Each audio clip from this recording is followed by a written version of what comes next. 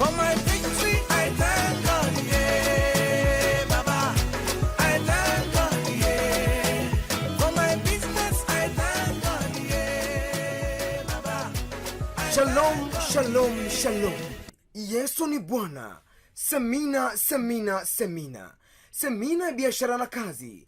Kingdom Business, Mathayo 6:33. Kingdom Jobs, Mathayo 9:36-37. Mfumo mpya wa biashara. The future business to learn is Kingdom Business. The future business to learn is Kingdom Business. Inakukaribisha. Yesu mwana Daudi, Yesu mwana Daudi, Yesu mwana Daudi. Okay, tuanze somo letu. Leo tarehe 2 mwezi wa 6 mwaka 2020. Somo letu la leo nasema nini? Fursa katika ufalme wa Mungu. Fursa katika ufalme wa Mungu. The kingdom opportunity. The kingdom opportunity. Fursa katika ufalme wa Mungu. Hili ni eneo la msingi sana kuangalia unapoambiwa utafute kwanza ufalme wa Mungu. Tafuta fursa zilizoko ndani ya ufalme wa Mungu. Ni shughuli gani iko ndani ya ufalme wa Mungu ambao unaweza kufanya? Kwa sababu kumtumikia Mungu sio wito wala sio karama, ni maamuzi. Ni mtu anaangalia fursa. Jinsi unavyotafuta fursa za kidunia, ndivyo hivyo inabidi utafute fursa katika ufalme wa Mungu. Formula ni hiyo moja. Unapotafuta tenda serikalini, unatafuta tenda katika makampuni, unatafuta biashara, na katika ufalme wa Mungu formula ni hiyo. Sasa watu wengi wanatembea kwa kuona. Wanatafuta tenda kwenye magazeti, wanatafuta tenda kwenye mitandao ya serikali, lakini hawatafuti tenda kwenye Biblia. Hapo ndiko mahali watu wengi wamekosea.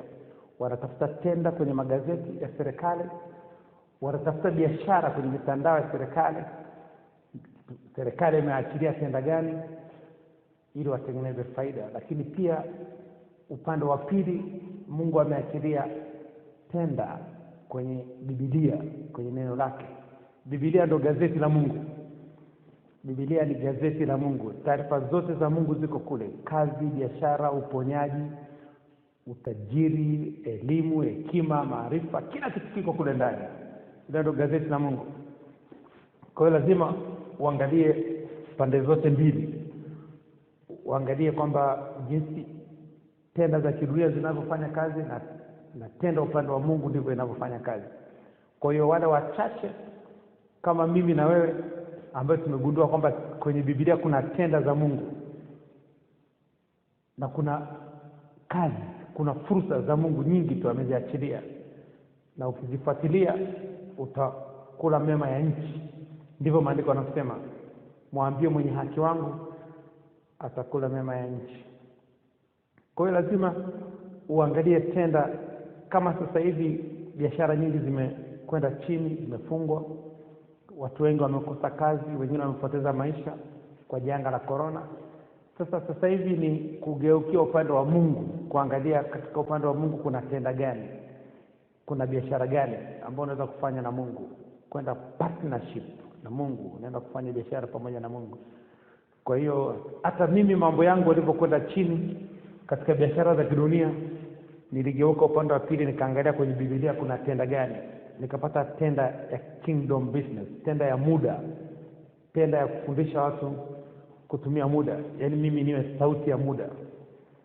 Sauti ya muda kwa ajili ya watu wengine, kufundisha watu namna gani wanaweza kutumia muda wao vizuri. Nilikuta tenda ya muda kule. Yesu aliongea sana kuhusu muda na fedha kuliko mbinguni na kuzimu. Kwa hiyo lazima ulielewe hilo, litakusaidia mbele safari. Geukia kuna tenda ya kutunza mazingira kwenye Biblia. Kwenye Mwanzo sura ya 2 mstari wa 15, Mungu alimtoa huyo mtu akamweka kwenye bustani ya Eden ailime na aitunze. Hiyo ni tenda. Ipo ile andiko kikisoma, ile andiko ni tenda full. Biblia inasema mbingu na nchi zitapita lakini neno langu halitapita. Kile alichokisema Mungu hakitapita, lakini mbingu na nchi zitapita. Kwa hiyo andiko moja tu akamtoa huyo mtu akamweka kwenye bustani ya Eden, akamwambia elime na aitunze. Kisha soma ile andiko tunitenda tayari. nenda katunze mazingira. Kazi ya Adam ni kutunza mazingira. Kwa hiyo lazima uangalie tenda zilizoko ndani ya neno la Mungu, ndani ya Biblia. Biblia ni gazeti la Mungu, na neno la Mungu ni sauti ya Mungu. Tafuta tenda kwenye gazeti la Mungu. Umetafuta sana tenda kwenye magazeti ya serikali, nyingine umepata, nyingine umekosa. Kwa hiyo sasa hivi geukia upande wa pili. Sasa hivi ukijaribu kuangalia, serikali nyingi sana duniani zinapeleka tenda zao China. Wanawapa wa China kazi. Wanawapa wa China kazi. Kitu kingine ambacho nimemsifia Mheshimiwa Rais wa Jamhuri ya Muungano wa Tanzania, kuna kitu kizuri sana amekifanya. Anawapa wanajeshi tenda ya kujenga vitu vya serikali. Anafanya vizuri sana. Ni lini sisi tutajua kama tusipofanya wenyewe? Kitu ambacho kinatakiwa kufanyika ni hao wanajeshi wapeleko China wakafundishwa namna ya finishing, maliziaji, finishing. Wakishapata finishing, wamepata kila kitu. Mchanga ni wa kwetu, nondo ni za kwetu, mawe ni ya kwetu, simenti ni ya kwetu, mbao ni za kwetu. Wa China wamekuja na nini? Na finishing. Finishing ni ule umaliziaji. Wakisha master kwenye finishing, hatuhitaji Mchina. Barabara zitajengwa na wanajeshi, mashule, hospitali, majengo ya serikali, ikulu na kila kitu. Tuna uwezo huo. Ni finish it. Inatakiwa. Ni eneo dogo limebakia, lakini kazi nyingine zote tunaweza kuzifanya. Kwa hiyo tunachotaka kukiangalia ni kwamba kuna fursa nyingi sana katika ufalme wa Mungu. Kuna fursa nyingi za kazi. Tumesema kuna kazi ya kutunza mazingira, na eneo la mazingira ni pana sana.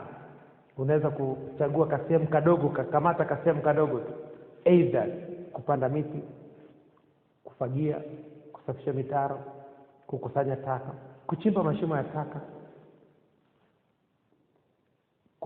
kulinda vyanzo vya maji, swala zima la wanyama, watu wanaoishi karibu na hifadhi za wanyama, kutoa elimu kwa wale watu jinsi gani wanaweza kuishi na wanyama jirani, wasiwadhuru na wanyama wasiingie katika maeneo yao, ni mazao gani yanatakiwa wasilime mahali ambako wanakaa karibu na wanyama. Unatoa elimu. Hiyo ni kazi ya mazingira. Wasiue wanyama. Kwa hiyo mazingira ni mapana sana. Ni mapana sana. Kwa hiyo lazima ujue kabisa kwamba tenda ni nyingi sana katika Biblia. Ni nyingi sana. Kazi ni nyingi sana. Kwa hiyo lazima ukae chini, usiseme kwamba hakuna kazi. Wazungu wanakuja Afrika, wanaangalia tenda za Mungu. Wanakuja wanakaa Afrika, wanafanya kazi za kujitolea. Alafu Mungu anawapa wazo la kiungu. Nenda kafungue WhatsApp, Google, Instagram, technology. Alafu sisi wenyewe wa Afrika tunaenda kwao tena kuomba msaada. Kumbe baraka alichukulia Afrika, alichukua katika nchi yako. Alafu unaenda tena kulia shida kwake. Hiyo ndio kosa tunalofanya. Kila kitu ambacho mzungu anakuja kufanya Afrika na Mungu anambariki, Mwafrika anaweza kufanya. Tanzania anaweza kufanya. Tanzania anaweza kufanya. Kwa hiyo kuna fursa nyingi sana katika ufalme wa Mungu kuliko serikalini, kuliko kwenye makampuni, kuliko sehemu nyingine yote. Nani kumtumikia Mungu kunalipa. Mungu analipa hela nyingi zaidi kuliko serikali yote duniani, kuliko kampuni yote duniani. Kwa hiyo Mungu anakugarantii kwanza afya yako itakuwa nzuri, anakugarantii kwamba ataondoa magonjwa, anakugarantii kwamba utaishi muda wako ambao uliopangiwa, anakugarantii kwamba hakuna kitu chako chochote kitakachokuwa tasa. Mawazo yako, mifugo yako, familia yako, hakuna kitu chako kitakuwa tasa, kitakuwa kizai. Anakugarantii, anakuhakikishia kwamba kila kitu kitakuwa vizuri. Ni Mungu peke yake. Hakuna serikali duniani wakikupa kazi wanakuhakikishia kwamba hautaugua. Wanakwambia tutakupa bima ya afya, lakini sio kwamba hautaugua. Utaugua. Kwa hiyo ni eneo ambalo nataka tuliangalie kwa siku ya leo, fursa katika ufalme wa Mungu. Kuna fursa nyingi sana, tutaangalia baadhi ya mistari maandiko, tutaangalia baadhi ya matangazo ambayo Mungu ameweka kwa ajili ya hizo fursa, na ukiweza kurukia hizo fursa na maisha yatabadilika.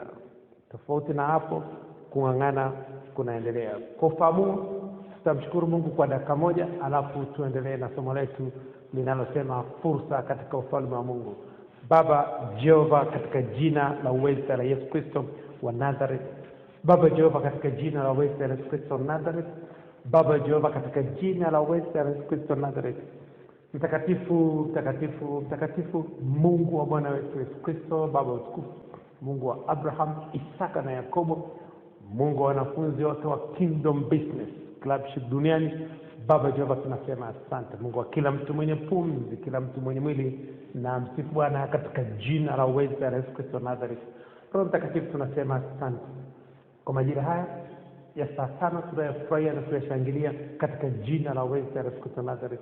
Roho Mtakatifu, tunasema asante kwa siku mpya uliyofanya kwa ajili yetu, tunafurahia na kushangilia katika jina la uweza la Yesu Kristo wa Nazareth. Asante kwa siku ya jana, asante kwa siku ya leo, asante kwa siku ya kesho, asante kwa majira ya saa 4, asante kwa majira ya saa 5, asante kwa majira ya saa 6. Tunabariki majira ya saa 5 na tuyatakasa kwa damu ya Yesu Kristo wa Nazareth. Tunafungua malango ya saa 5 kwa damu ya Yesu Kristo wa Nazareth. Tunabariki majira ya saa 5 na nuru ya Kristo, afya ya Kristo, hekima ya Kristo, ufahamu wa Kristo, maarifa ya Kristo, mafunuo ya Kristo, ujuzi wa Kristo, ubunifu wa Kristo. Tunabariki majira ya saa 5 na upendo wa Kristo, imani ya Kristo, matumaini ya Kristo, uaminifu wa Kristo, furaha ya Kristo, amani ya Kristo katika jina la uweza la Yesu Kristo Nazareth. Tunafungua malango ya saa 5 kwa damu ya Yesu Kristo Nazareth.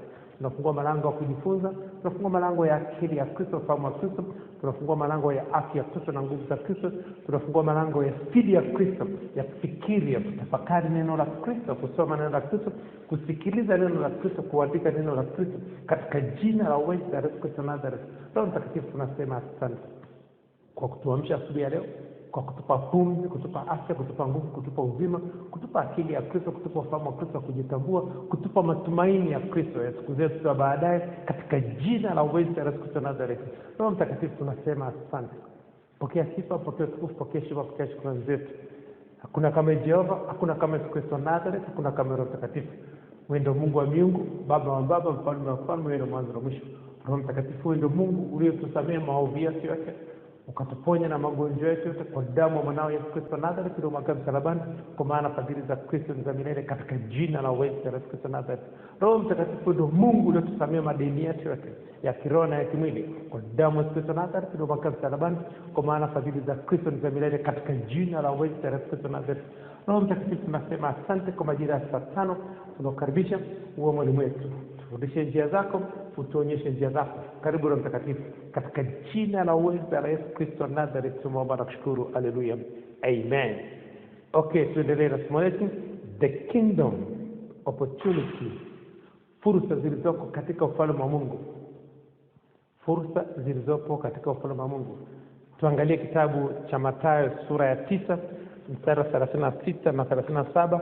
Neno la Mungu linasema nini? Mathayo 9:36 na 37. Hii ni fursa ambayo ipo katika ufalme wa Mungu. Neno la Mungu linasema, na alipowaona makutano, yani Yesu alipoona makutano, na alipowaona makutano aliwahurumia, kwa sababu walikuwa wamechoka na kutawanyika kama kondoo wasiokuwa na mchungaji. Ndipo akawaambia wanafunzi wake, hiyo ni fursa sasa. Mavuno ni mengi lakini watendakazi ni wachache. Mavuno ni mengi lakini watendakazi ni wachache. Sasa hiyo ni fursa kubwa. Hilo ni tangazo liko ndani ya Biblia miaka 2020, lakini watu hawajaona hilo tangazo. Ni wachache sana walioona hilo tangazo. Hilo tangazo linasema mavuno ni mengi, watendakazi ni wachache. Hilo ni tangazo liko katika gazeti la Mungu miaka 2020 iliyopita. Bado watu wanakimbizana na kazi nyingine, wanasema hakuna kazi kwa sababu hawasomi Biblia. Wanakuambia ukitaka kumficha Mwafrika kitu, ficha kwenye maandishi, ficha kwenye maandiko. Sasa ukijaribu kuangalia, hawajasoma hilo andiko. Haiwezekani leo unaenda mbinguni na unakwenda kuonyesha hilo andiko, unaambiwa mavuno ni mengi, watendakazi ni wachache. Ulisemaje kwamba kulikuwa hakuna kazi? Na tumeshakupa masaa 24. Tumekupa muda wa masaa 24. Alafu unasema hakuna kazi. Na maana ukusoma tangazo letu linasema mavuno ni mengi, watendakazi ni wachache. Tukiangalia mazingira ni machafu, hayo ni mavuno. Ukiangalia watoto yatima wanahitaji msaada, hayo ni mavuno. Ukiangalia kuna wajane wanahitaji msaada, hayo ni mavuno. Ukiangalia hospitalini kuna wagonjwa wanahitaji kuombewa, hayo ni mavuno. Kuna watu barabarani wanatakiwa kuhubiriwa Injili, hayo ni mavuno. Ukiangalia kuna wanafunzi kwenye shule mbalimbali wanatakiwa kuhubiriwa Injili, hayo ni mavuno. Kuna nchi ambayo Biblia hazijafika, inabidi kuhubiri Injili, hayo ni mavuno. Ukijaribu kuangalia mavuno ni mengi, watenda kazi na wachache. Unajua ukitembea Afrika, ukishuka kwenye ndege, umeingia airport yote ya Afrika, kabla hujashuka kwenye ndege, ukiangalia chini, umekaa dirishani, ukiangalia chini, unaona mavuno ni mengi. Unaona mavuno. Afrika utaona mavuno, kila mahali ukipita unaona mavuno. Maana yake kila mahali ukipita Afrika unaona pesa. Unaona pesa, unaona kazi, unaona maono, unaona ndoto, unaona ideas Afrika. Lakini watu hawazioni. Sasa lazima ukae chini uangalie fursa zilizoko katika ufalme wa Mungu. Umeangalia fursa nyingi katika maeneo mbalimbali, kwa hiyo angalia pia fursa zilizoko katika ufalme wa Mungu. Huu ni ufalme ambao fursa haziishi, ziko milele. Tuangalie kitabu cha Yakobo sura ya 1 mstari 27. Yakobo 1:27. Hii ni fursa nyingine ipo ndani ya neno la Mungu, ndani ya gazeti la Mungu. Neno la Mungu linasema nini? Neno la Mungu linasema dini iliyo safi isiyo nataka mbele za Mungu Baba ni hii: kwenda kuwatazama yatima na wajane katika dhiki zao na kujilinda na dunia pasipo mawazo. Kwenda kuwatazama wajane na yatima katika dhiki zao. Hiyo ni fursa. Hiyo ni fursa kubwa sana.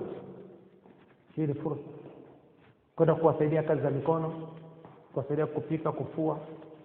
Usipeleke vitu, peleka muda wako na nguvu yako. Peleka muda wako na nguvu zako.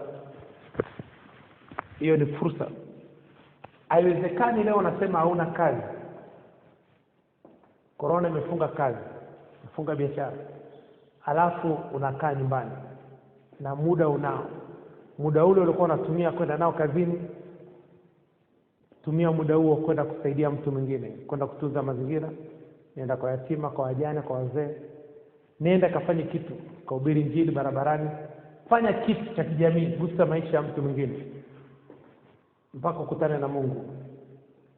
Mimi baada ya mambo yangu mimi kwenda chini, niliangalia fursa kwenye upande wa pili. Niliona watumishi wa Mungu wana ndege, wana mabenki, wana hospitali, wana mashule, wana biashara ambazo mtu wa kawaida anazo. Mtu wa kawaida ambaye amtumikie Mungu anazo hizo biashara, na watumishi wa Mungu anazo. Nikapewa andiko la Mathayo 6:33, bali utafuteni kwanza ufalme wa Mungu na haki yake na mengine yote mtazidishiwa. Nimesimama nilo andiko mpaka leo, naona linafanya kazi. Ninaona hilo andiko linafanya kazi kwenye maisha yangu. Kwa hiyo lazima uangalie kwamba fursa wanadamu wanazozitafuta zinapatikana pia kwenye neno la Mungu, kwenye Biblia. Matangazo yapo yameandikwa kwenye neno la Mungu. Mungu anatafuta wafanya kazi. Mungu anatafuta wafanya kazi. Anasema mavuno ni mengi, watenda kazi ni wachache. Tuangalie tangazo lingine. Tangazo lingine, Ezekiel sura ya 22 mstari wa 30. Ezekiel 22:30, neno la Mungu linasema nini? Hili ni tangazo lingine. Ezekiel 22:30. Mungu anasema nini? Nami nikatafuta mtu miongoni mwao atakayelitengeneza boma na kusimama mbele zangu mahali palipobomoka kwa ajili ya nchi, nisije nikayaribu, lakini sikuona mtu. Mungu anatafuta mtu wa kumpa kampuni, kumpa NGO, kumpa biashara, kumpa mtaji, kumpa ideas, kumpa mawazo, kumpa wazo, kumpa ndoto, kumpa maono. Hakuona mtu. Watu wamekwenda kukimbizana na mambo ya dunia.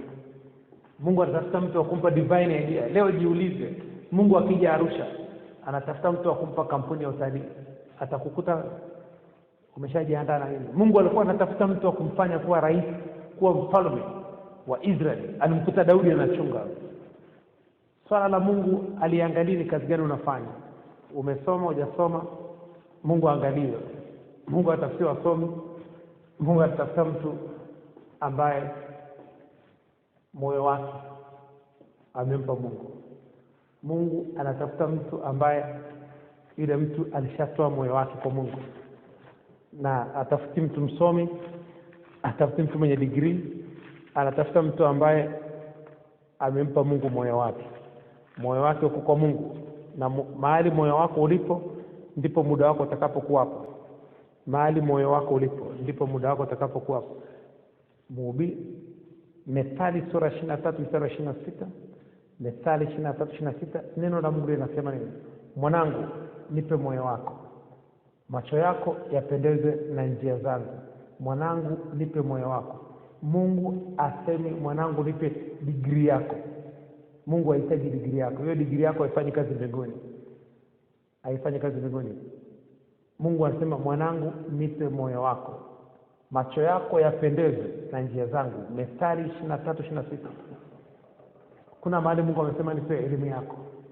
Anataka moyo wako. Anataka moyo wako. Kwa hiyo lazima ujipange.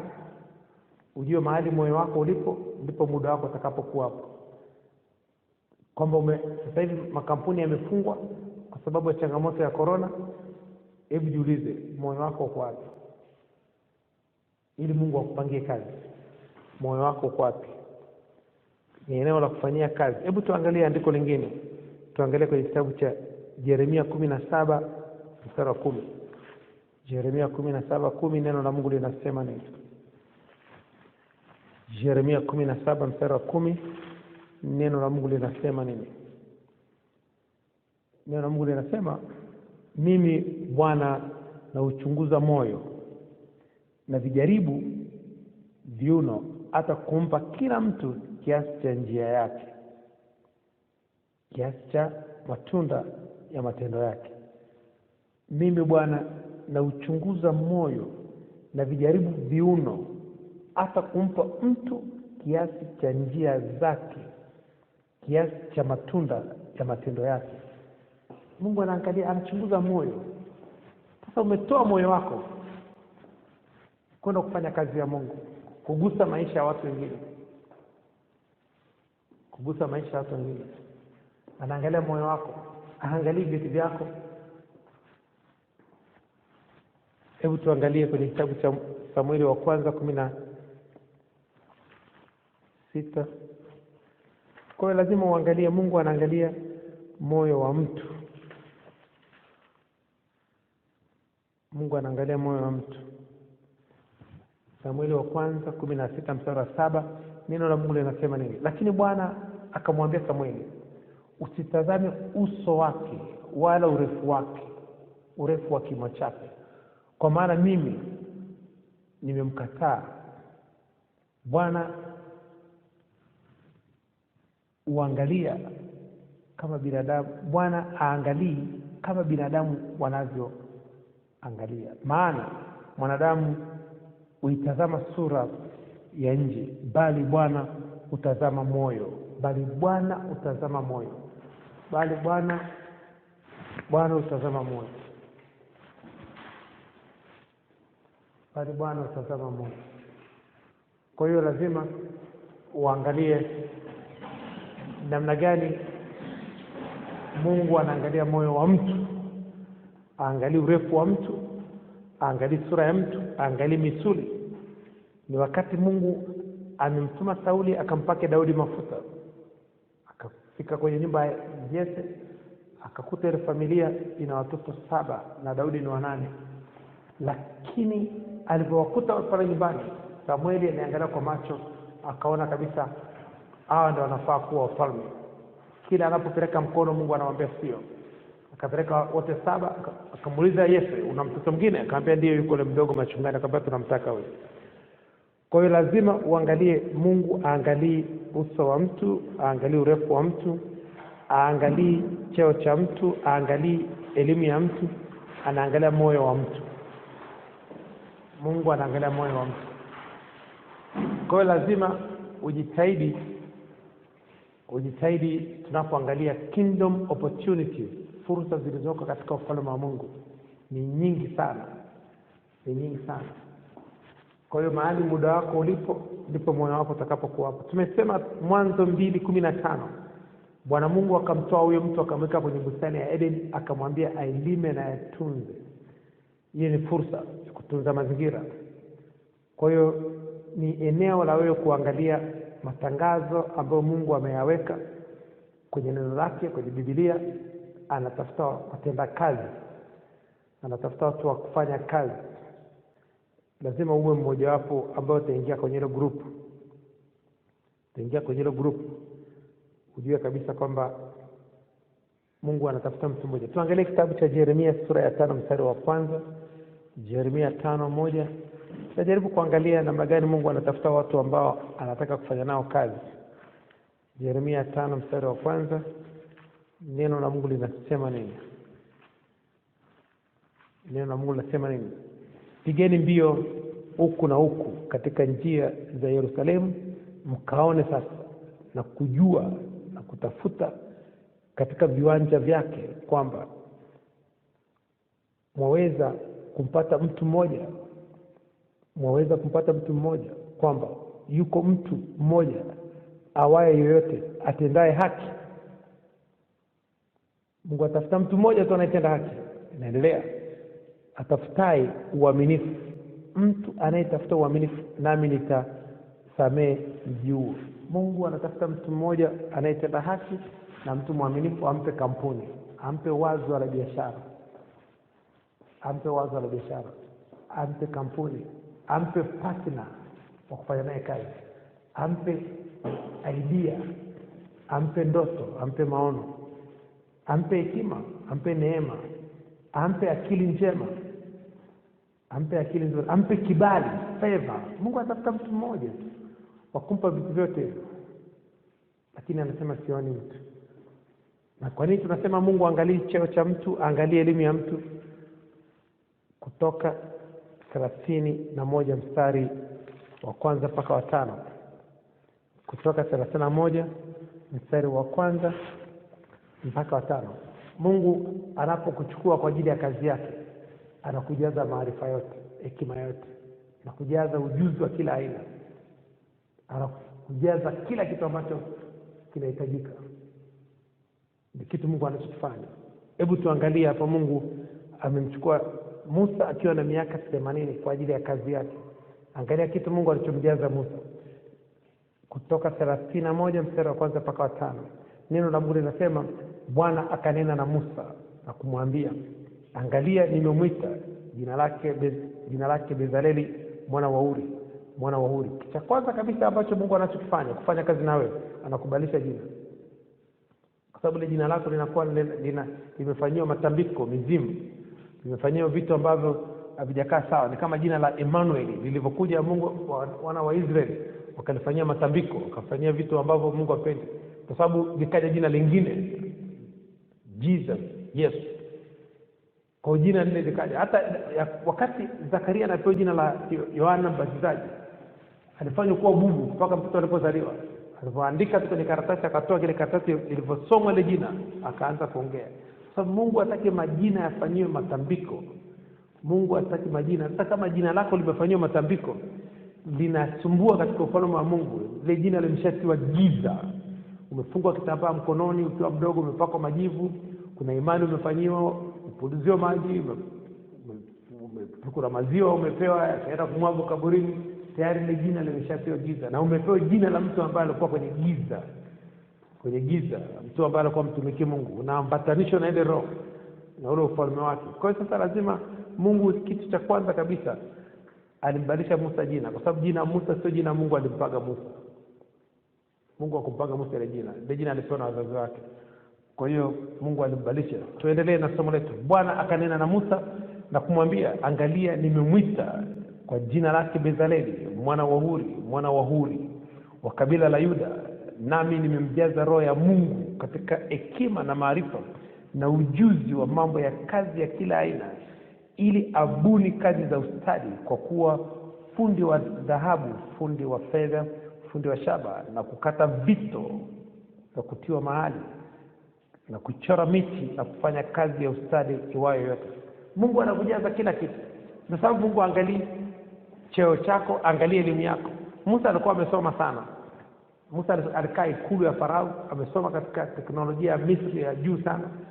Lakini baada ya miaka 40 Mungu alifuta kila kitu alichojifunza Misri, kafuta kwenye akili yake. Musa aliondoka kwa Farao akiwa na miaka 40. Alikutana na Mungu akiwa na miaka 80. Miaka 40 ni mtu mzima, Mungu ameshafuta kila kitu.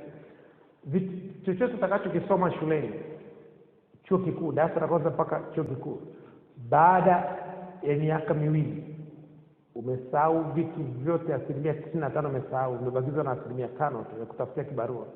Mtu yote ule msomi amekaa miaka 16 shuleni kutafuta masters, baada ya miaka 2 amesahau 95% kila kitu alichofundishwa shuleni, amebakiwa na 2% tu ya kwenda kutafuta kibarua. Ndio sababu ukiajiriwa kwenye kampuni yote wanakufundisha taratibu zao, hawakufundisha mambo ya shule, hawakufundisha chochote cha, hata interview yote ya kampuni yote wanakuuliza vitu vyao ambavyo wanafanya wao, unavijua? Kama uvijua wanakukataa. Hawakuuliza mambo ya shule. Interview yote uulize mambo ya shule, unaulizwa mambo ya ile kampuni. Kwa sababu kabla hujaenda kwenye kampuni yote lazima uchunguze ile kampuni inafanya nini, inapitia kwenye changamoto gani, wapinzani wao, bidhaa yao ikoje sokoni, watu wanasema nini kuhusu bidhaa yao, huduma yao. Unaweza kwenda soko uiongelea ile kampuni kama unaijua, unaongelea kama unaifahamu. Umeenda kwenye maonyesho ya biashara, umewakuta kule ni 77 na 8, unawauliza maswali ya kutosha, alafu unakuta una taarifa zao, umechunguza ile bidhaa wanayouza inatokea wapi na wanawezaje wakafanya vizuri zaidi kuliko wanavyofanya sasa hivi. Kwa hiyo ukiongea lugha yao wanakupa kazi. Kama ongea lugha yao, kama watu wanauza gesi, lazima ongee lugha ya gesi. Huwezi kwenda kutafuta kazi kwenye kampuni inayouza gesi kwa lugha ya kuuza nguo, hawakupi kazi. Inabidi ukienda kwenye kampuni ya gesi uongee lugha ya gesi, kwenda kwenye kampuni ya nguo ongea lugha ya nguo. Kwa hiyo lazima usipeleke lugha ya vitambaa vya nguo kwenye kampuni ya gesi, hiyo haifanyi kazi kule. Kwa hiyo tunajaribu kuangalia, somo letu la leo linasema fursa zinazopatikana katika ufalme wa Mungu. Tumetangia mwanzo, tumejaribu kuelezea fursa nyingi zinapatikana. Tuangalie eneo lingine, fursa zinazopatikana katika ufalme wa Mungu. Eneo lingine tumesema kutunza mazingira. Bwana Mungu akamtoa huyo mtu katika bustani ya Eden, akamweka katika bustani ya Eden, akamwambia elime na itunze. Kwa hiyo kutunza mazingira hiyo ni fursa, na tumejaribu kuangalia kwamba mazingira yana vipengele vingi sana. Mazingira ni mapana sana. Unaweza kuamua ukashika sehemu kadogo tu, kuchimba mashimo ya taka, kufagia barabarani, kusafisha mitaro, kupanda miti, kuangalia vyanzo vya maji, wanyama, watu wanaoishi karibu na mbuga za wanyama, kutoa elimu ya ujirani mwema na kadhalika. Kwa hiyo kuna hilo eneo ni pana sana. Ni pana sana kwenye eneo la kutunza mazingira. Tuangalie fursa nyingine iliyopo kwenye ufalme wa Mungu. Tukisoma kwenye kitabu cha Yohana sura ya 4. Yohana sura ya 4 mstari 31 mpaka 38. Kuna kitu nataka tukiangalia hapa. Hii ni fursa. Hizi ni fursa zipo nyingi katika ufalme wa Mungu. Watu wanatafuta fursa serikalini, wanatafuta fursa na sehemu nyingine. Nataka tusome mstari 35 na 36. Neno la Mungu linasema nini? Yohana sura ya 4 mstari 31 mpaka 38, utapata story nzima, lakini nataka tusome mstari 35 na 36. Neno la Mungu linasema, amsemi ninyi bado miezi 4 ndipo yaja mavuno? Tazama, mimi nawaambieni, inueni macho yenu myatazame mashamba ya kuwa yamekwisha kuwa meupe tayari kwa mavuno. Mashamba yameshakuwa meupe tayari kwa mavuno, naye avunaye upokea mshahara na kukusanya matunda kwa uzima, kukusanya matunda ya uzima milele. Sasa Yesu anasema mashamba yameshakuwa meupe tayari. Ukiangalia huko barabarani watu mashamba ni meupe, mavuno ni wale watu. wako tayari kuvunwa, kuhubiriwa Injili.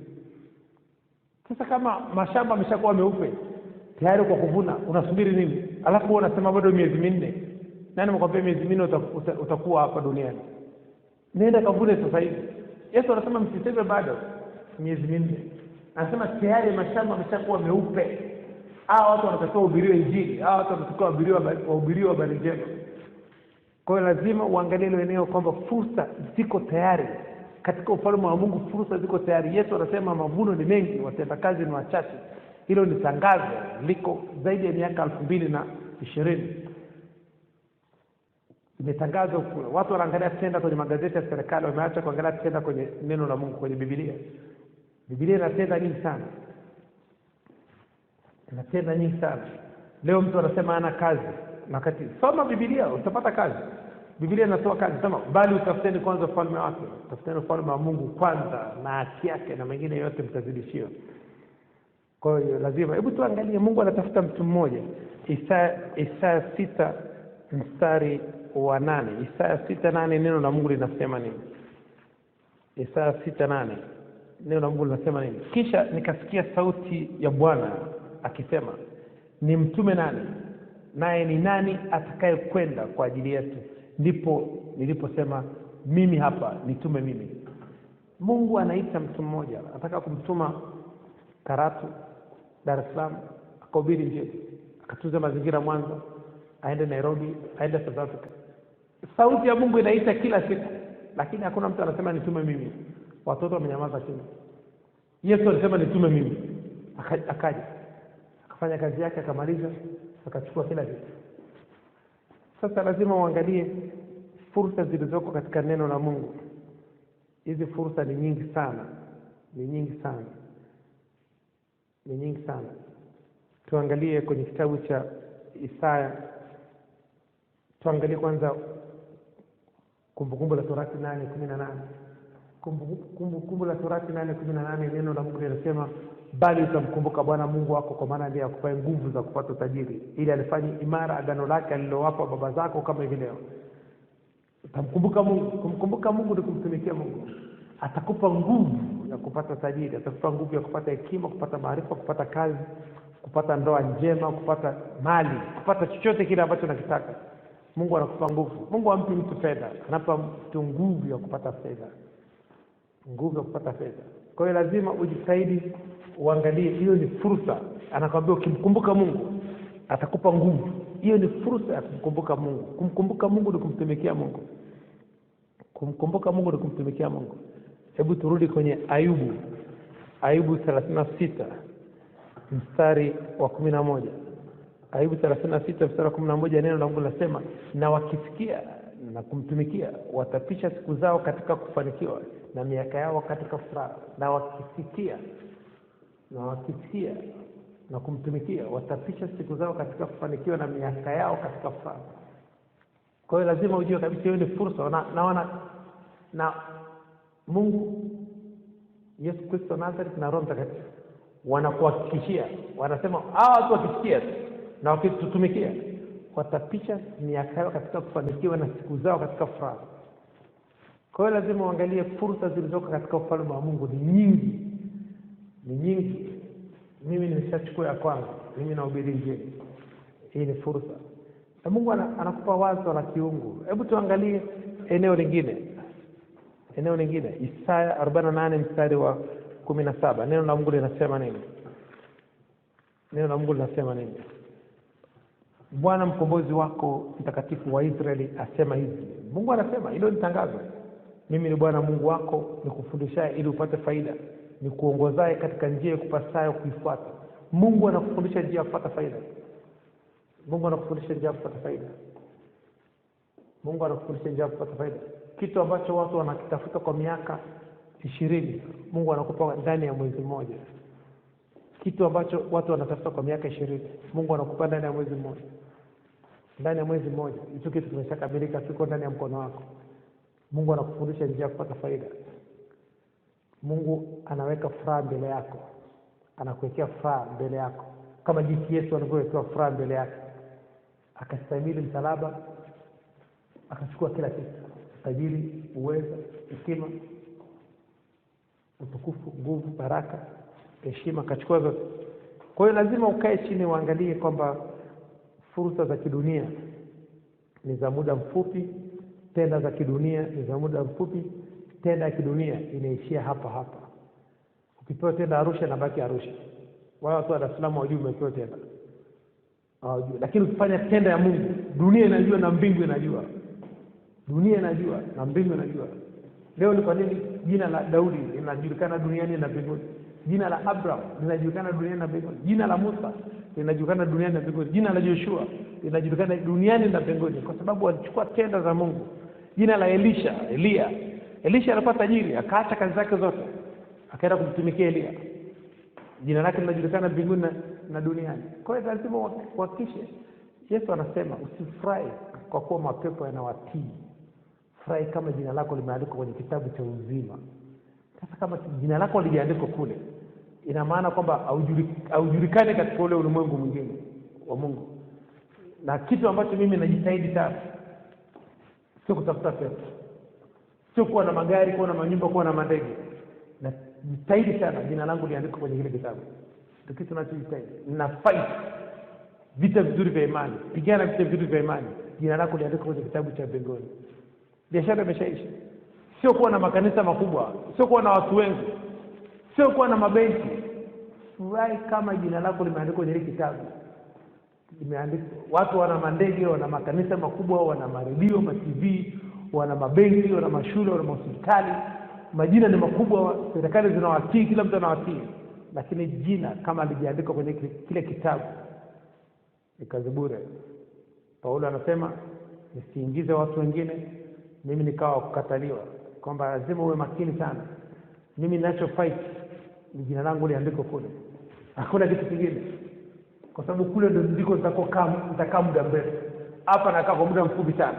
Kule ndio ukaa muda mrefu. Hakikisha jina lako limeandikwa kule ambako utakaa muda mrefu. Hapo nakaa miaka 60, 50, 120, ukizidisha miaka 200, 300, imeisha. Kule ndio kukaa milele. Na jina lako limeandikwa kule, utakuwa na furaha milele. Na kama ni kuteseka, utateseka milele. Kwa nini uteseke milele? Kwa nini usitafute furaha kesho? Acha furaha leo ni hapa duniani, furaha kesho ni kule mbinguni. Kwamba lazima ujitahidi uhakikishe jina lako limeandikwa kwenye kitabu cha uzima. Luka 10:20, Luka sura ya 10 mstari wa 20. Hakikisha jina lako limeandikwa kwenye kitabu sahihi. Limeandikwa kwenye kitabu sahihi. Mungu anatafuta mtu mmoja. Hebu tuangalie fursa nyingine. Ukisoma kwenye kitabu cha Luka sura ya 19 mstari wa 11 mpaka 27, utaona Yesu anaachilia fursa hapa. Luka 19 mstari wa 11 mpaka 27 utapata story nzima. Nataka nikusomee mstari wa Luka 19 mstari wa 11 mpaka wa 27. Nataka nikusomee mstari wa 13. Neno la Mungu linasema nini? Akaita watu 10 katika watumwa wake, akawapa mafungu 10 ya fedha, akawaambia, fanyeni biashara hata nitakapokuja. Hiyo ni fursa. Fanyeni biashara. Akaita wajasiriamali 10, akawapa mafungu ya fedha, akawaambia fanyeni biashara. Kwa sababu wale watu walipewa zile fedha kutokana na kiwango cha kipawa walichonacho, walikuwa ni wajasiriamali. Wakaambia nyie mnaweza kufanya biashara, chukueni fedha hiyo mkafanye biashara mpaka atakaporudi. Hiyo ni fursa. Hiyo ni fursa imeachiliwa kwenye neno la Mungu. Na hayo mafungu 10 ni masaa 24. Ni hao masaa 24, kila mmoja alipewa masaa 24. Umwambie kaa chini ufikiri, chukua kalamu na karatasi ufikiri. Utakachofikiri, utakachoandika chini, mimi nitakisababisha kitokee. Ndio jinsi ilivyo. Yaani kalamu na karatasi ni open check. Unaandika utakachoandika, utakachochora, utakachoandika, Mungu anasababisha kitokee. Hayo ni mafungu 10. Ndio sababu wale wawili walipewa miji 10, walichora miji, walichora jinsi gani watakavyoweza kujenga ile miji. Wakaambia nendeni mkajenge miji, wakapewa uwezo. Mungu anakujaza kila kitu. Kila kitu. Kwa hiyo lazima uangalie fursa zilizoko katika ufalme wa Mungu. Usiangalie tu fursa zilizoko duniani. Usiangalie zilizoko duniani, angalia zilizoko katika ufalme wa Mungu.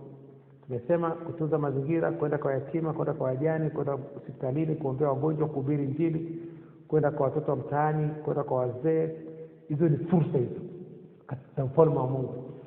Kwa sababu Yesu anasema nilikuwa hospitalini hakuna amkuja kuniona, nilikuwa na njaa mkunipa chakula, nilikuwa sina nguo mkunivisha, nilikuwa magereza amkuja kunitazama. Akasema aliyemsaidia mdogo huyu amemsaidia mimi. Hiyo ni fursa. Mathayo 25 mstari wa 31 mpaka 46. Kisoma hapo utapata story nzima. Mathayo 25 mstari wa 31 mpaka 46 utapata story nzima kwamba hizo ni fursa zimeachiliwa. Aliyemsaidia mdogo huyu amenifanyia mimi. Amenifanyia mimi. Kwa hiyo sasa fursa ni nyingi. Watu wanaangalia wazungu wanakuja Afrika, wanakaa kwenye vituo vya watoto yatima, wanakaa hospitalini, makanisani, kwenye NGO, huko porini, masaini, wanaenda kukaa na wale watu kuna kitu wanafanya, alafu Mungu anawapa wazo la biashara. Ili Mungu akupe wazo la biashara, mpaka ufanye kazi ya kujitolea, mpaka ufanye kazi ya kijamii. Wazungu wanakuja kuwa wanapewa idea, wanachukulia idea Afrika, wanajua mahali Mungu anatoa mawazo mapya ya biashara na technology ni Afrika. Wanakuja huko wanakaa kwenye makanisa, kwenye vituo vya watoto yatima, kwa wajane, kwenye NGO, kwenye hospitali, kwenye sehemu mbalimbali wanajitolea. Mungu anawapa mawazo ya biashara, alafu baadaye tunarudi tena kwao kuwaomba msaada. Kumbe baraka wamechukulia Afrika, wamechukua madini, wamechukua kila kitu, tunaenda kwao kuomba msaada. Unguja wanachukua baraka, tunaenda kwao kuomba msaada. Watu wangu wanaangamizwa kwa kosa nini? Maarifa. Kazi zote ambazo wazungu wanakuja kuzifanya Afrika, Mwafrika wote alioko hapa anaweza kufanya. Waafrika wanakaa vijiweni, wanakaa kwenye kubeti timu za mpira, kuongea mambo ya siasa.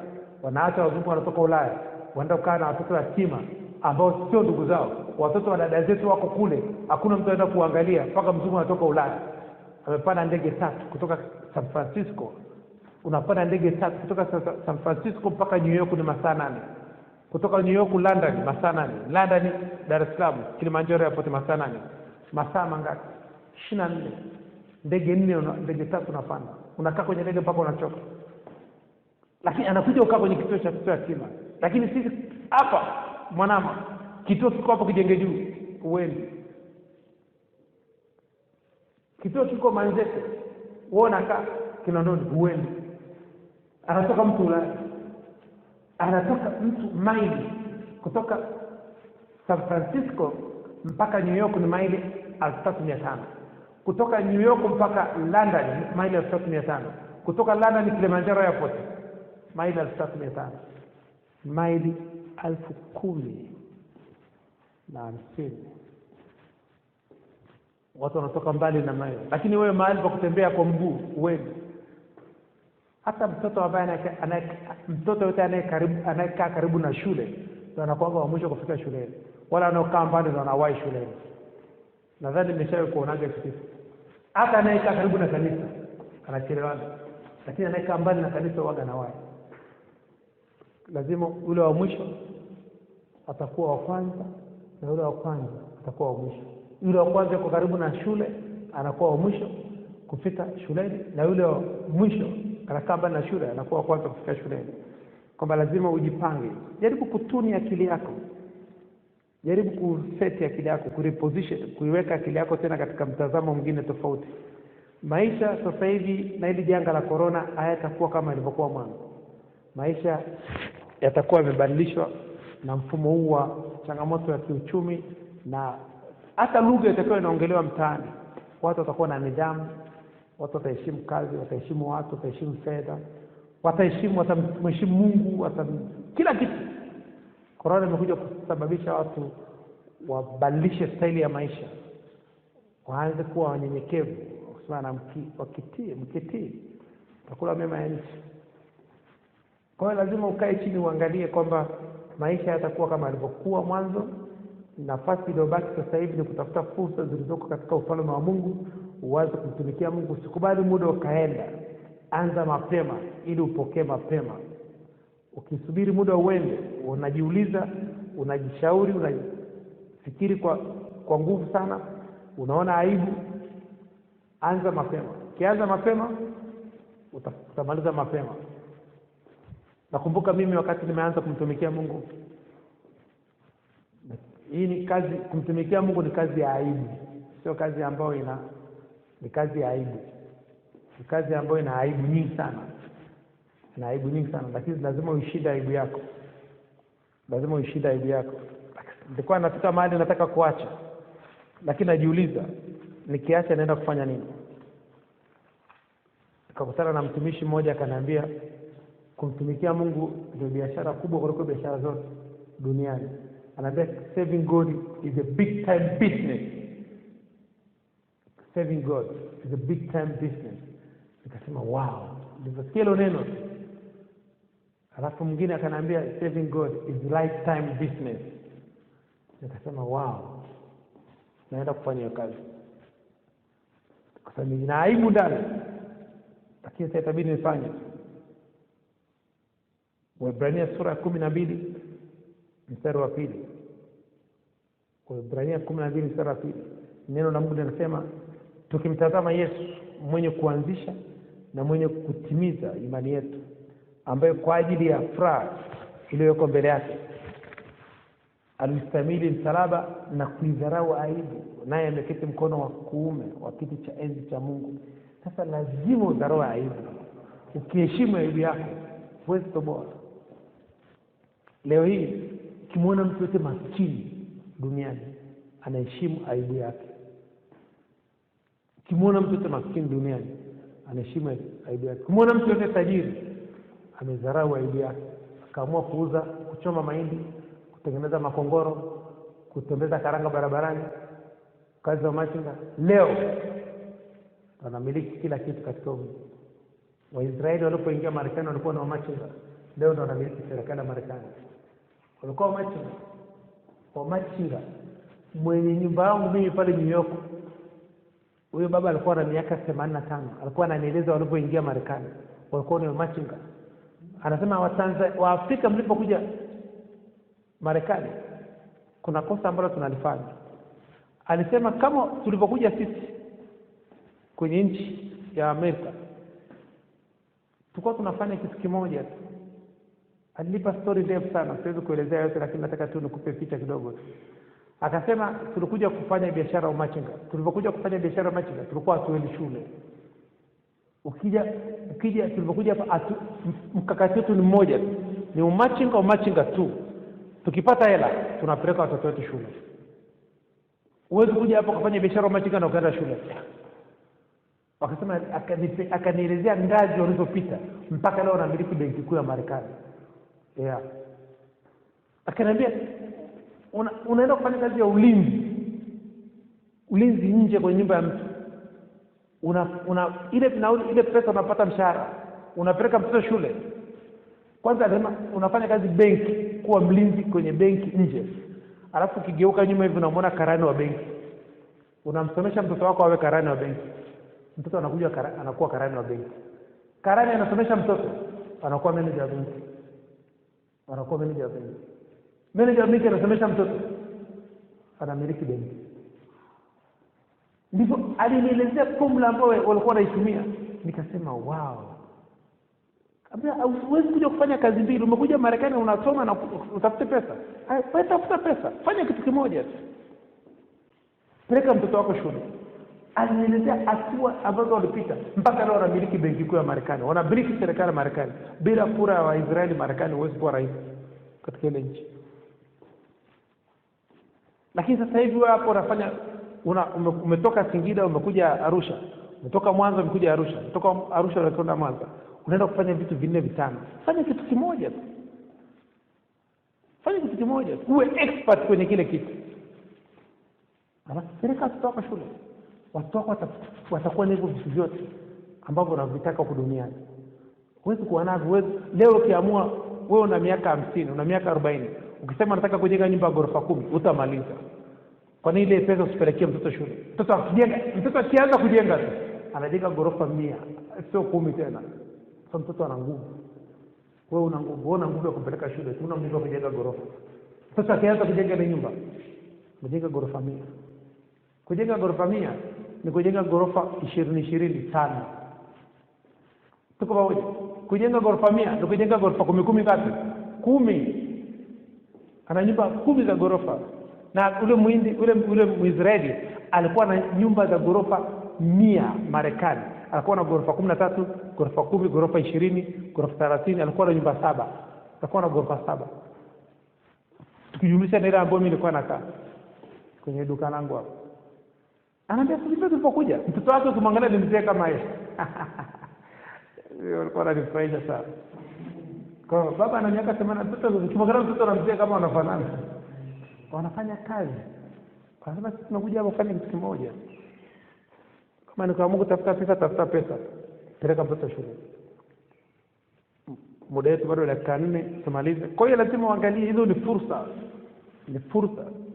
Angalia fursa zilizoko kwenye ufalme wa Mungu ni nyingi sana. Nyingi sana. Fursa ni nyingi. Watu wameangalia fursa zilizoko serikalini, tenda za serikali na maeneo mengine, wameacha kuangalia fursa zilizoko katika ufalme wa Mungu. Lakini kwa kipindi hichi, kwa majira haya, fursa zitakazotafutwa ni zilizoko katika ufalme wa Mungu. Hatuna siku nyingi mtu mjinga hapa duniani atakuwa sio mtu mwenye masters, mwenye degree, mwenye diploma. Hapana, sio profesa. Mtu mjinga duniani atakuwa yule mtu ambaye ajui neno la Mungu. Hatuna muda mrefu mtu mjinga na atakuwa yule mtu ambaye ajui neno la Mungu, mtu ambaye hajatafuta fursa za Mungu. Huyo atakuwa mtu mjinga. Umesoma, una degree, ni profesa, ni doctor, ni PhD, una elimu kubwa tu, lakini hauna kazi. Huyo ndio mtu mjinga. Kumbe angeliweza kuchanganya kile anachokijua, akachanganya na imani, akaangalia fursa zilizoko katika ufalme wa Mungu, atafanya vizuri zaidi. Msomi akifanya jambo lolote lile kwa kutumia imani, akachanganya na neno la Mungu, anafanya vizuri sana kuliko mtu ambaye hajasoma na yuko ndani ya ufalme wa Mungu.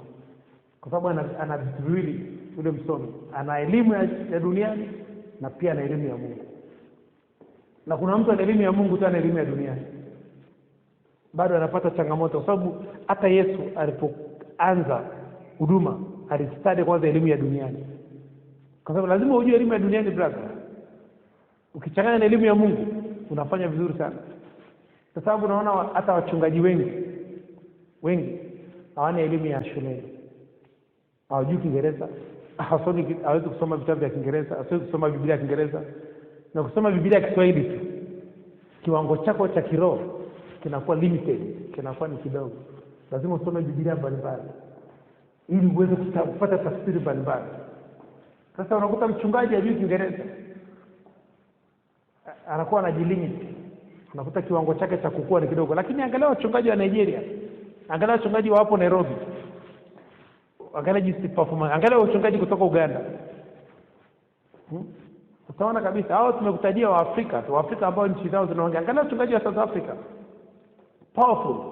Kwa nini? Kwa sababu wamechanganya elimu ya nini? Ya shuleni na ya Mungu. Unafanya vizuri sana. Hebu tuangalie maandiko yanasema nini. Maandiko yanasema hii kuchanganya elimu ya shule na ya Mungu, kuchanganya exposure, confidence na elimu ya Mungu. Kwa sababu kuna mchungaji ambaye, kuna mtu ambaye hajasoma lakini ana exposure na confidence. Exposure kwamba ametembea, ameishi nchi mbalimbali, alafu anamtumikia Mungu. Yule mtu anafanya vizuri sana kama msomi ambaye amechanganya na neno la Mungu. Neno la Mungu linasema Waebrania sura ya 4 mstari wa 2, maana ni kweli sisi nasi tumehubiriwa habari njema vile vile kama hao, lakini neno lile walilosikia alikuwafaa hao kwa sababu walikuchanganyika na imani ndani yao waliosikia. Usipochanganya kile unachokijua na imani, akifanyi kazi. Kwa sababu huwezi kumpendeza Mungu pasipo imani. Kwa sababu tunaposema fursa za ufalme wa Mungu zinafanya kazi na imani. Imani ndio fedha ya ufalme wa Mungu. Faith is the currency of the kingdom of God. Faith ni imani, ndio mfumo wa fedha wa ufalme wa Mungu. Ndio mfumo wa fedha. Kwamba pasipo imani hakuna kitakachotokea. Kwa hiyo lazima ujitahidi uchanganye kile unachokijua na neno la Mungu ili uweze kutenda haki. Muda wetu umeisha, saa 6 kamili. Kwa hiyo somo letu la leo lilikuwa linasema nini? Fursa katika ufalme wa Mungu. Tafuta kwanza fursa zilizoko katika ufalme wa Mungu. Nikupe mfano mzuri tu kama kutafuta fursa zilizoko katika ufalme wa Mungu. Nikupe mfano kama umeenda kanisani. Ukienda kanisani, kanisa unaloabudu, hebu nenda chooni, angalia choo kimekaaje. Angalia mlangoni pale unapoingilia, angalia mazingira ya nje, angalia viti vilivyoko kanisani, angalia pale madhabahuni, angalia ofisini kwa mchungaji. Chunguza, tafuta fursa. Unakuta ofisi ya mchungaji haina ile hiyo sehemu ya kutolea matope, ile hiyo inaitwa nini, kama carpet rag. Unaenda kununua, unaangalia ofisi ya mchungaji haijapigwa rangi, kanunua kwa pamoja rangi, sio piga rangi. Angalia uko nje, mazingira hayajakaa vizuri, njoo ufeka. Hizo ni fursa. Unaangalia fursa, usiangalie kanisa litakufanyia nini. Wewe angalia utalifanyia nini kanisa. Tuko pamoja? Wewe angalia fursa zilizoko kule kanisani. Kuna mapungufu gani kwenye ile kanisa? Angalia chooni, choo kimekaaje? Kuna kitu kinatakiwa kirekebishwe. Akina toilet paper, nunua toilet paper. Haina ndoo nzuri ya maji, nunua ndoo ya maji, weka pale. Unatafuta fursa katika ufalme wa Mungu. Sasa ndio pale unaenda kwenye nyumba ya mjane, nyumba ya mama mjane, unaangalia ile nyumba, tafuta fursa. Hii nyumba inatakiwa pauliwe, inatakiwa ibadilishwe mabati, inatakiwa ibadilishwe milango, inatakiwa pigwe rangi. Angalia, nenda kwa watoto yatima, angalia wanakolala, mwambie kutembeze. Angalia choo, angalia vitanda, angalia wanakula sahani nini, kanunue sahani. Angalia fursa katika ufalme wa Mungu, tafuta fursa. Nenda kwa mzee yote, angalia mzee yote barabarani, mzee au kanisani au jirani yako. Angalia watoto wako wanasoma shule gani. Angalia fursa hiyo. Mwambie mimi nitawalipia ada ya shule, nitawanunulia uniform, nitafanya nini. Angalia fursa. Hizo ni fursa hizo. Angalia mazingira barabarani. Mazingira yakoje? Maeneo ambayo unaishi wewe. Usienda tambani. Angalia fursa, kitu gani unaweza kufanya katika yale mazingira. Utamwona Mungu. Utamwona Mungu. Usikae una masaa 24. Usikubali muda wako kumwagikia chini bure. Unafanya kitu cha Mungu. Mungu anatafuta mtu mmoja tu ambaye ameweka moyo wake kwake. Mahali moyo wako ulipo ndipo muda wako utakapokuwepo. Sasa tofauti na hapo, kujiona fursa, Mungu anaangalia mtu anayetafuta fursa. Yesu alisema mavuno ni mengi, watendakazi nini? Wachache. Anatangaza fursa za kazi. Mungu anatafuta mtu mmoja atakayesimama mbele yake. Asije kaja kayaribu nchi. Aoni mtu anaharibu nchi. Mtu mmoja atakayesimama kwenye maombi kwa ajili ya Tanzania. Mungu tunaomba ondoa corona. Aoni mtu anayeomba kuhusu corona iondoke. Aoni mtu anayeomba kwa imani.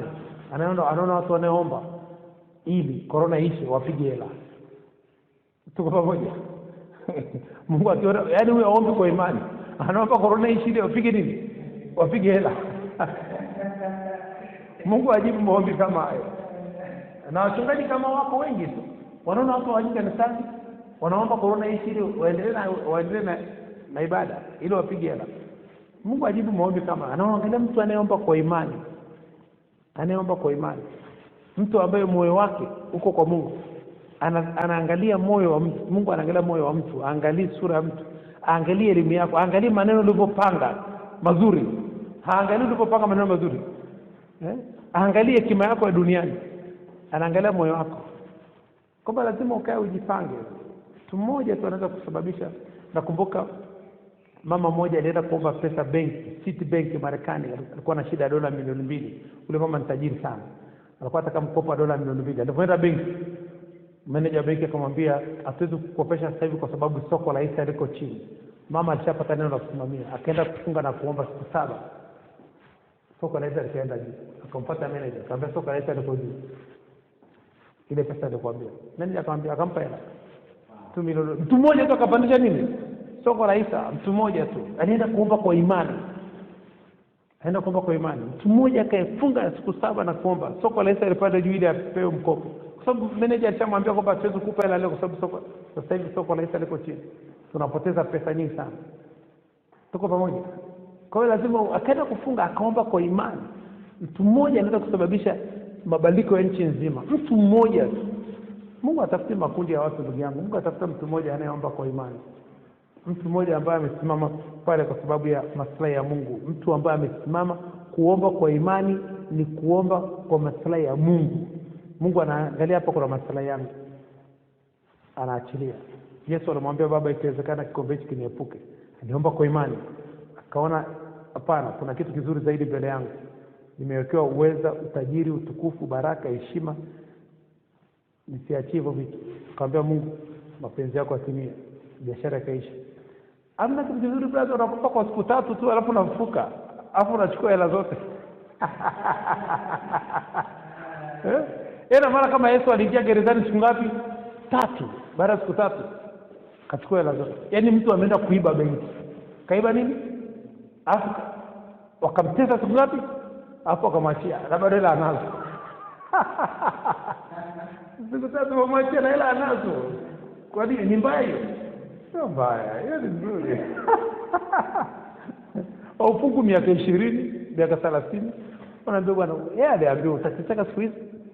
Bali tumatisa siku 3 uchukue kila kitu. Yesu akasema mapenzi yako fanya nini? Yatimie. Akateseka siku 3. Baada hapo mfufuka akarudi sasa hivi anapeta. Kwa hiyo lazima ukubali shida ya muda mfupi kwa furaha ya muda mrefu. Ndicho kitu ambacho Yesu anachofanya. Kwa hiyo unapochukua tenda za ufalme wa Mungu, tenda zote za ufalme wa Mungu, fursa zilizoko katika ufalme wa Mungu ni za muda, unateseka kwa muda mfupi, utapata raha ya muda mrefu. Ndio uzuri wa tenda za ufalme wa Mungu, ndio uzuri wa fursa zinazotokana na ufalme wa Mungu, kwamba unateseka kwa muda mfupi lakini utapata furaha ya muda mrefu. Na wakifikia na kumtumikia, watapisha miaka yao katika kufanikiwa na siku zao katika furaha. Kila siku una furaha. Tofauti na hapo, utateseka kwa muda mrefu na hakuna furaha. Hakuna furaha. Nakumbuka kwamba kumtumikia Mungu kunalipa. Na imani ndio kila kitu katika ufalme wa Mungu, kwa sababu huwezi kupendeza Mungu pasipo imani. Na imani yaani kutafuta ufalme wa Mungu ni umeshasikia ile nguo wanasema one size fits all. Yaani kuna kanguo fulani kwa wanawake kadogo, yaani mwanamke yote hata mnene kiasi gani anafanya nini? Anavaa. Ndio kitafuta ufalme wa Mungu, na mengine yote shall be added to you, utaongezewa. Yaani unatafuta kitu kimoja tu afu unapata vitu vyote. Unatafuta ufalme tu wa Mungu, unamtumikia Mungu kwenye eneo moja, tuna mazingira na yatima, kuwasaidia tu kufua, kupika, kufanya usafi kwa ajali, kazi ya mikono tu. Mingine yote ambao watu wanasikia kuyapata, wewe unapata bure. Ndio uzuri wa ufalme wa Mungu, one size fits all. Size moja anafaa kila mtu. Unafanya kitu kimoja tu unapata vitu vyote. Kwa hiyo watu wa Mungu, kwa ufahamu tutaishia hapo. Kingdom opportunities, hizi ni fursa zinazopatikana katika ufalme wa Mungu. Biblia ni gazeti la Mungu, lina fursa zote zimeandikwa huko, tenda zote zimeandikwa huko. Watu wanasoma magazeti ya serikali kutafuta tenda. Badilisha taratibu, anza kusoma kwenye gazeti la Mungu, angalia tenda zilizoandikwa huko. Na kila andiko liloko ambalo liko kwenye neno la Mungu, kwenye gazeti la Mungu, liko hai, linaishi. Hilo neno liko hai na linafaa kwa mafundisho na kuonya na kufanyia kazi na linaleta faida. Tofauti na hapo, ukisoma magazeti ya serikali tu, kuna wanaopata tenda. Nakumbuka sasa hivi serikali inapeleka tenda zake China. Sasa basi tenda zinapelekwa China. Wewe rudi kwenye Biblia, tafuta tenda zilizo kwenye Biblia.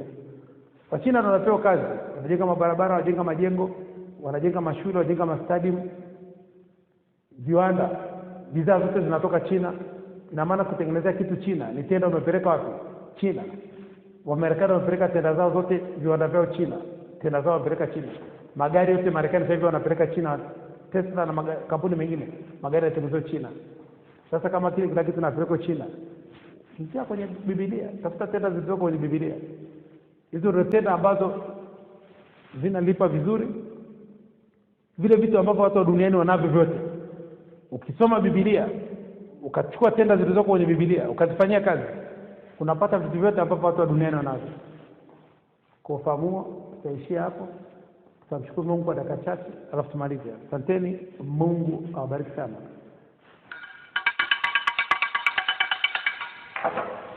Baba Jehova, katika jina la uweza la Yesu Kristo wa Nazareth. Baba Jehova, katika jina la uweza la Yesu Kristo wa Nazareth. Baba Jehova, katika jina la uweza la Yesu Kristo wa Nazareth. Mtakatifu, mtakatifu, mtakatifu, Mungu wa Bwana wetu Yesu Kristo, Baba utukufu, Mungu wa Abraham, Isaka na Yakobo, Mungu wa wanafunzi wote wa Kingdom Business Clubship duniani. Baba Jehova, tunasema asante. Mungu wa kila mtu mwenye pumzi, kila mtu mwenye mwili, na msifu Bwana katika jina la uweza la Yesu Kristo Nazareth. Roho Mtakatifu, tunasema asante.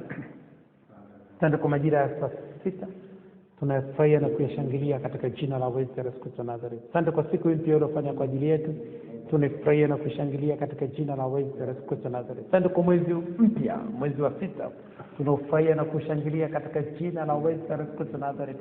Roho Mtakatifu, tunasema asante kwa mwaka 2019, mwaka 2020, mwaka 2100. Asante Roho Mtakatifu kwa mwezi wa 5, asante kwa mwezi wa 6, asante kwa mwezi wa 7, asante kwa tarehe 2 ya mwezi wa 5 mwaka 2020, asante kwa tarehe 2 ya mwezi wa 6 mwaka 2020, asante kwa tarehe 2 ya mwezi wa 7 mwaka 2020, asante kwa tarehe 2 ya mwezi wa 6 mwaka 2100, katika jina la uweza la Yesu Kristo Nazareth. Asante kwa siku ya jana, asante kwa siku leo, asante kwa siku ya kesho. Asante Roho Mtakatifu kwa majira ya saa 5, asante kwa majira ya saa 6, asante kwa majira ya saa 7. Tunabariki ya majira ya saa 6 na kuyatakasa kwa damu ya Yesu Kristo Nazareth. Tunabariki ya majira ya saa 6 na nuru ya Kristo, afya ya Kristo, tajiri wa Kristo, katika jina la uweza la Yesu Kristo Nazareth. Tunafungua malango ya saa 6 kwa damu ya Yesu Kristo Nazareth. Tunafungua malango ya akili ya Kristo, malango ya ufahamu wa Kristo. Tunafungua malango ya afya ya Kristo na nguvu za Kristo. Tunafungua malango ya spidi ya Kristo, ya kufikiri, ya kutafakari neno la Kristo, kusoma neno la Kristo, kusikiliza neno la Kristo, kuandika neno la Kristo, katika jina la uweza la Yesu Kristo Nazareth. Roho Mtakatifu, tunasema asante. Pokea sifa, pokea utukufu, pokea heshima, pokea shukrani zetu. Asante Roho Mtakatifu kwa kutufungulia malango ya hekima ya Kristo, fahamu ya Kristo, maarifa ya Kristo.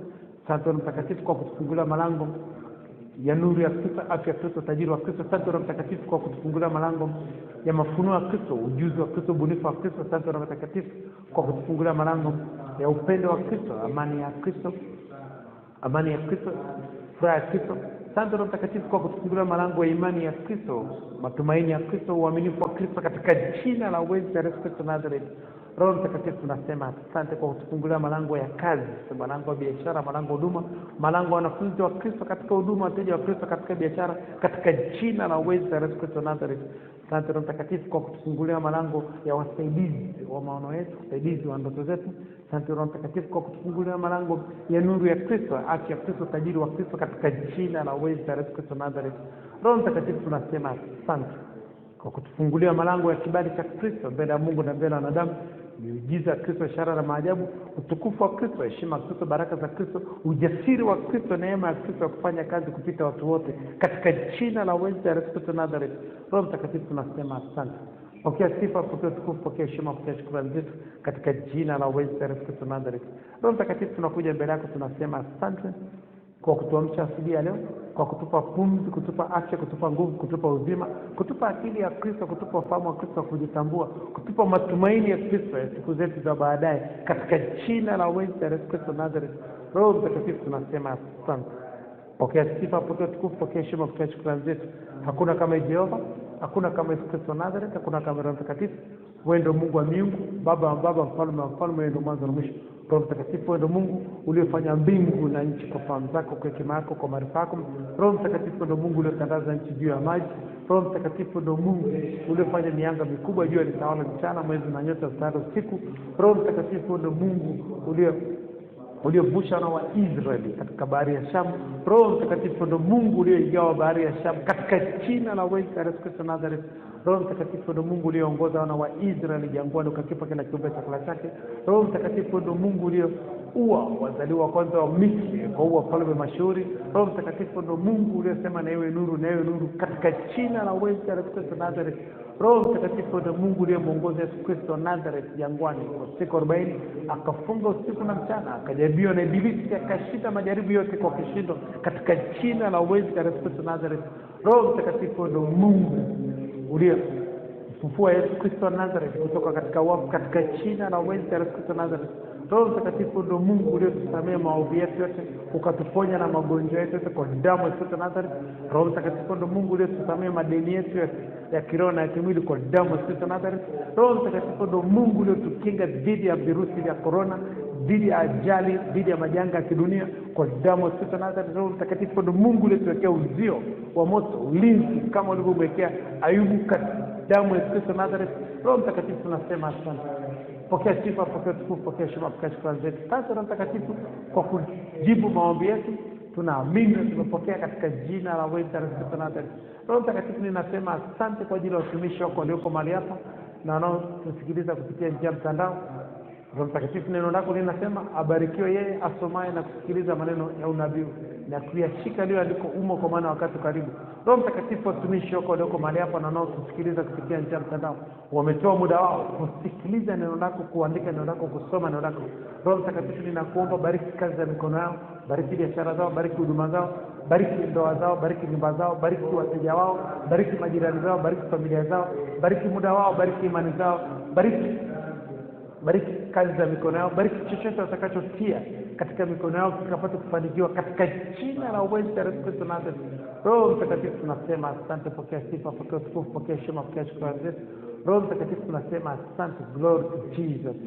Asante Roho Mtakatifu kwa kujibu maombi yetu, tunaamini na tumepokea katika jina la uweza Yesu Kristo wa Nazareth. Roho Mtakatifu, tunakuja mbele yako, tunasema asante, tunaukaribisha tena katika majira ya saa sita katika vipindi vinavyoendelea. Uwe mwalimu wetu, tufundishe njia zako, tuoneshe njia zako, utupe akili ya Kristo tupate ufahamu wa Kristo, utupe akili ya Kristo tupate maarifa ya Kristo, tupe akili ya Kristo tupate kutafuta kwanza ufalme wa Mungu na haki yake, na vingine yote tutazidishiwa. Tupe akili ya Kristo tupate akili ya Kristo ya kutafuta fursa katika ufalme wa Mungu katika jina la uweza Yesu Kristo wa Nazareth. Roho Mtakatifu, tunasema asante, tupe akili ya Kristo tupate akili ya Kristo ya kuukomboa wakati, kwa maana zamani hizi ni za uovu, katika jina la uweza Yesu Kristo wa Nazareth. Roho Mtakatifu, tunasema asante, tupe akili ya Kristo tupate akili ya Kristo ya kumtumikia Mungu, fanya kazi ya Yesu, kazi ya Adam na kazi ya Injili katika jina la uweza Yesu Kristo wa Nazareth. Roho Mtakatifu, tunasema asante, pokea sifa, pokea tukufu, pokea heshima, pokea shukrani zetu. Roho Mtakatifu, tunakuja mbele yako, tunasema asante kwa kujibu maombi yetu, tunaamini na tumepokea katika jina la uweza Yesu Kristo wa Nazareth. Unastahili sifa, unastahili hekima, unastahili nguvu, unastahili uwezo, unastahili kuabudiwa, unastahili shukrani, unastahili utukufu, unastahili heshima, unastahili baraka, unastahili utajiri katika jina la uweza Yesu Kristo wa Nazareth. Roho Mtakatifu, tunasema asante, pokea sifa, pokea tukufu, pokea heshima, pokea shukrani zetu. Asante kwa kujibu maombi yetu, tunaamini na tumepokea katika jina la uweza Yesu Kristo tumeomba na kushukuru. Haleluya, amen. Tunaenda kwenye sala ya toba kwa dakika moja. Tutasema Yesu mwana wa Daudi mara tatu. Nikisema jina langu Billy Mush, unasema jina lako. Turudia maneno: Yesu mwana wa Daudi, Yesu mwana wa Daudi, Yesu mwana wa Daudi. Mimi Billy Mush, naomba nirehemu, naomba nirehemu, naomba nirehemu. Unisamehe makosa yangu yote, unisamehe dhambi zangu zote, unisamehe maovu yangu yote, uniponye na magonjwa yangu yote, unisafishe kwa damu yako takatifu. Kuanzia leo ninakiri nimekuwa kiumbe kipya, ya kale yamepita. Futa jina langu kwenye kitabu cha mauti, andika jina langu kwenye kitabu cha uzima. Asante Mungu kwa kunipenda. Asante Yesu Kristo wa Nazareth kwa kuniokoa. Asante Roho Mtakatifu kwa kunifundisha. Asante malaika wa Mungu kwa kunilinda, katika jina la uweza la Yesu Kristo wa Nazareth. Haleluya, amen. Tarudia maneno nikisema jina langu Billy Mushi, unasema jina lako. Hakika miujiza ya Kristo, ishara na maajabu itanifuata mimi Billy Mushi siku zote za maisha yangu, nami nitakaa nyumbani mwa Bwana milele na milele. Haleluya, amen. Tajirika na muda, tumia muda kibiashara. Asanteni, Mungu awabariki sana. For my victory, I thank God, yeah, Baba. I thank God, yeah. For my business, I thank God, yeah, Baba. I thank God, yeah. For my wifey, I thank God, yeah, Baba. I thank God, yeah. For my baby, I thank God, yeah, Baba. I thank God, yeah. I remember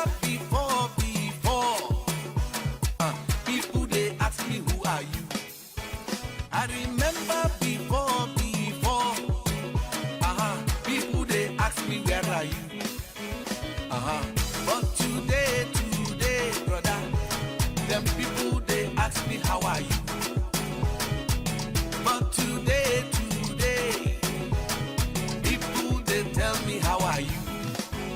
For promotion